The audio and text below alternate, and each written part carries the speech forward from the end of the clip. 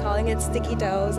It is a particle jamming mechanism for stable-legged robots, so it can do locomotion on dynamic surfaces. The existing quadruped robots struggle to maintain stability and balance on dynamic surfaces like ship decks or offshore platforms, so we plan on adding an adaptive adhesion mechanism onto the feet of the robot so it can be more stable and balanced on such platforms. As soon as you pull a vacuum, the internal friction between the particles locks and jams all the particles and lets it hold its form. The robot will drive forward and engage on the surface without pulling the vacuum, and we'll see that it slips. It's not very effective.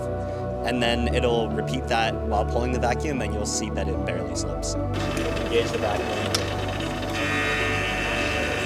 It can't move at all. Project this semester was to create a 3D printable QDD module.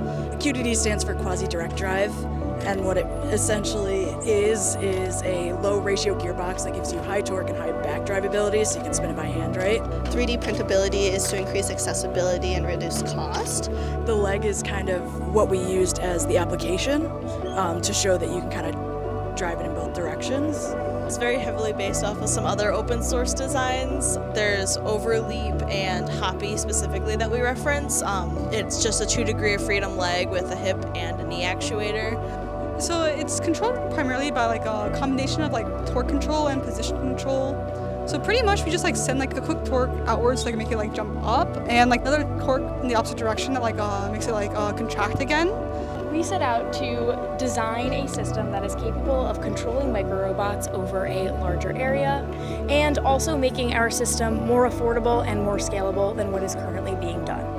And if we want to move the magnet beneath the bed, we send a bunch of G-code instructions to what used to be an old 3D printer that can now move wherever it wants. It handles all of our control, and it takes all the data from the camera, obviously. And if we want to change the power of the magnets, depending on how strong we want it to be attracted or repelled, we just need to send a message to our very own custom PCB, which then, powered with a voltage supply, increases the magnet power. We'll be running a autonomous path planning algorithm, which should, if everything goes to plan, take the magnets from this end to the middle of this maze where they are currently. Because we're using so many different systems to be able to visualize or understand what's happening, we end up with about 4 different coordinate systems. So the camera sees one thing, real life is one thing, the gantry knows where it is in one coordinate system, and finally A star knows where it is in one system.